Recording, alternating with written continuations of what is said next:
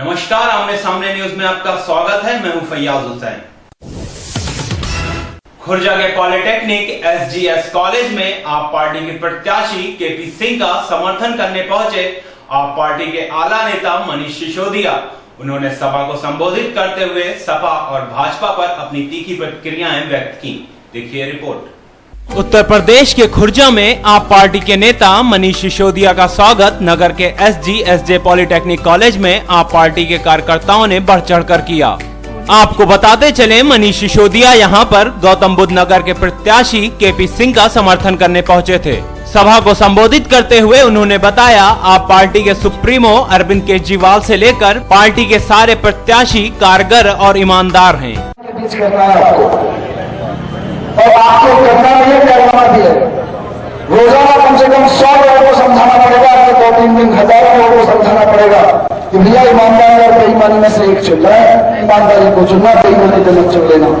बेईमानी कहाँ हो रही है? यही वजह है लोकसभा चुनाव में ऐसे प्रत्याशियों को मैदान में उतारा गया है। साथ ही उन्होंने अपने संक्षिप्त भाषण में पार्टी के अन्य प्रत्याशियों को रडार पर लिया। वहीं सभा को संबोधित करते हुए उन्होंने एक बार फिर सपा और भाजपा पार्टी पर जमकर हमला बोला। साथ ही सपा पार्टी पर हमला बोलते हुए सपा प्रत्याशी को खनन माफिया बताया। माफिया क्या है? वो माफिया है, एक के बाद एक माफिया गिरी चलाता है। अधिकारियों को, ईमानदार पुलिस अधिकारियों को 2 मिनट में ट्रांसफर करा देता है। ईमानदार आइए। साथ ही साथ भाजपा के प्रत्याशी पर एक मरीज को नकली वाल्व लगाने का आरोपी करार देते हुए सीबीआई जांच में फंसे होने का दोषी बताया। उसको बेहोश करके अपना ऑपरेशन कराने गया था। मरीज बेहोश था, विश्वास था उसको डॉक्टर पे कि डॉक्टर जो करेगा वो सही करेगा, लेकिन उसने जब ऑपरेशन किया तो उसके दिल को खोल के उसमें नकली वाल्व लगाया, उसके ऊपर केस चलाया। साथियों, सीबीआई की जांच चलिए साथियों।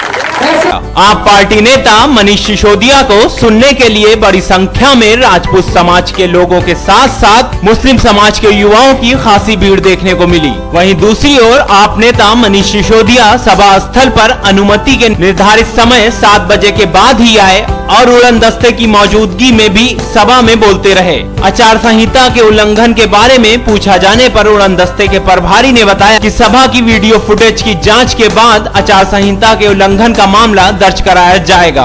ब्यूरो रिपोर्ट, आमने सामने न्यूज, खुर्जा। भारतीय जनता पार्टी के पीएम पद के उम्मीदवार नरेंद्र मोदी देश भर में चर्चा का विषय बने हुए हैं। ऐसा ही नजारा मंडलगढ़ में देखने को मिला, जहां पर बीजेपी के प्रत्याशी ने एक सभा को संबोधित करते हुए कहा, देश को रिमोट से चलाने वाला प्रधानमंत्री नहीं बल्कि नरेंद्र मोदी जैसा प्रधानमंत्री चाहिए। देखिए रिपोर्ट।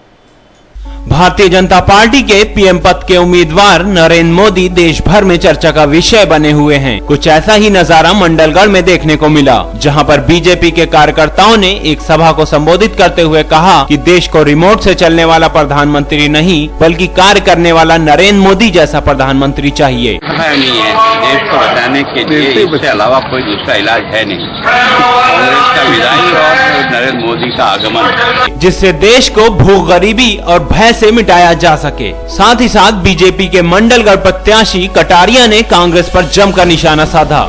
तुम सारे देश की सीमा की सुरक्षा नहीं कर सकते यार। तुमको क्या वोट दें? आप और हम सब किसान हैं। अपने खेत की पानी पर अगर अपना पड़ोसी भले भाई भी हो ना, मुठ से उसका माथा काट दे। जानते हो माथा का मतलब क्या होता है? जेल जाना होगा, आजन्म कारावास भुगतना होगा, लेकिन उसके बाद भी अपने हक के लिए इस बात की चिंता नहीं करते हैं कि इसकी सजा 302 की आजीवन कारावास मिलेगी। एक फूट मेहनते हैं और चाले को खोपड़ा उड़ा देते हैं।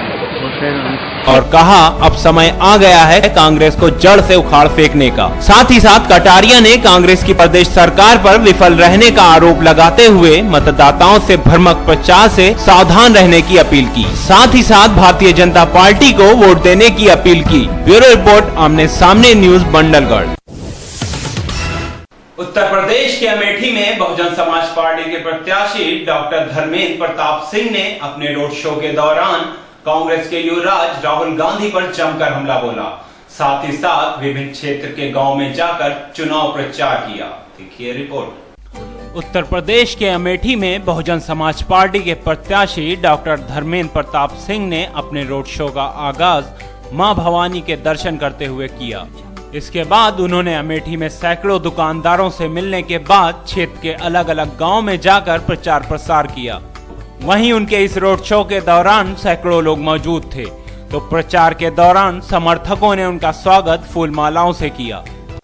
साथ ही साथ उन्होंने कांग्रेस के युवराज राहुल गांधी पर जमकर निशाना साधते हुए कहा, अमेठी को भले ही राहुल की वजह से वीआईपी क्षेत्र का दर्जा मिला हो, लेकिन विकास के नाम पर अमेठी आज भी शून्य है, जिसके चलते यहाँ के लोगों के लिए बिजली, पानी, शिक्षा, नहर और पानी जैसे बुनियादी मुद्दों पर कोई विकास नहीं किया गया। मुद्दों की तो कमी नहीं है। यहाँ पे मुद्दे आप जैसे चल के आए होंगे और जहाँ मैं खड़ा हूँ देख ही लिया है। सबसे जो बेसिक चीजें होती हैं, सड़क, पानी, बिजली, खाद, नहरों का पानी, ये जो बेसिक चीजें ग्रामीण अंचल इलाके की जो बेसिक चीजें हैं, यहाँ पे बिल्कुल फटा हाल है। हर बिल्कुल शून्य पे है विकास, जबकि ये वीआईपी का क्षेत्र कहलाता है, वही रोड का वीआईपी क्षेत्र कहलाता है। तो वीआईपी का क्षेत्र तो कह सकते हैं। राहुल जी ने अपना तो प्रमोशन बड़ा बढ़िया कराया है। महामंत्री रहे, उसके बाद उपाध्यक्ष रहे, फिर प्रधानमंत्री बनना चाहते हैं। और यहाँ का बेटा, यहाँ का हर एक नौजवान, यहाँ का हर एक परिवार एक नलका मांगता रह गया आज तक, और पूरा नहीं हो पाया कि उसके दरवाजे एक नल लग जाए। तो लड़ाई तो बहुत बड़ी है, यहाँ के लोगों के लिए लड़ाई लड़ने आया हूँ। उन्होंने अपने इस रोड शो के दौरान कांग्रेस पर जमकर निशाना साधा। ब्यूरो रिपोर्ट, आमने सामने न्यूज, अमेठी।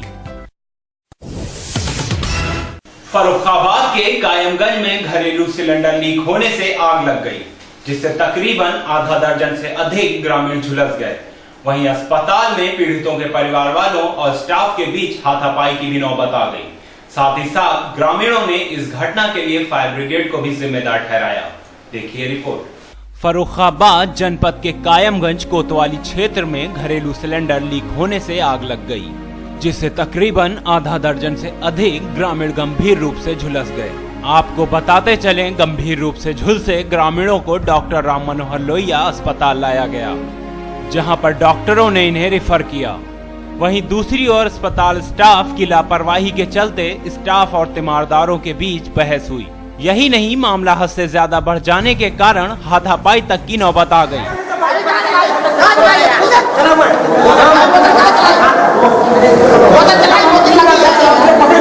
2 बजने वाले हैं, 2 मिनट कम है, 2-4 मिनट कम है, वो भी हम देख रहे हैं। हम इसीलिए नहीं है ये अस्पताल इन मरीजों को छोड़ कर गए थे। हमें मालूम था ये लापरवाही होगी, यहाँ हर हालत में होगी, जिसके चलते पीड़ितों के परिवार वालों में काफी आक्रोश पाया गया।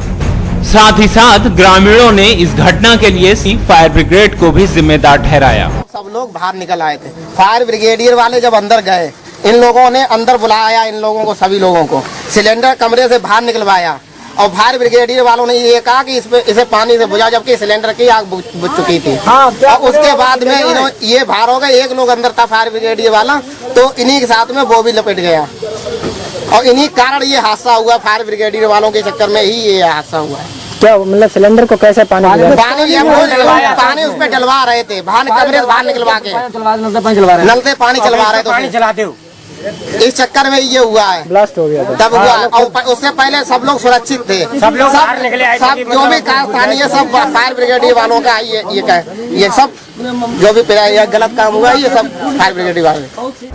तो वहीं दूसरी ओर पुलिस अधीक्षक अजीत सिंह ने बताया, उन्हें जैसे ही इस घटना की जानकारी मिली, उन्होंने फौरन आग पर काबू पाने के लिए फायर ब्रिगेड भेजा।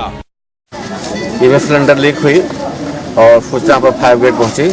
ये लोगों जो भी बचाव काम था कराई।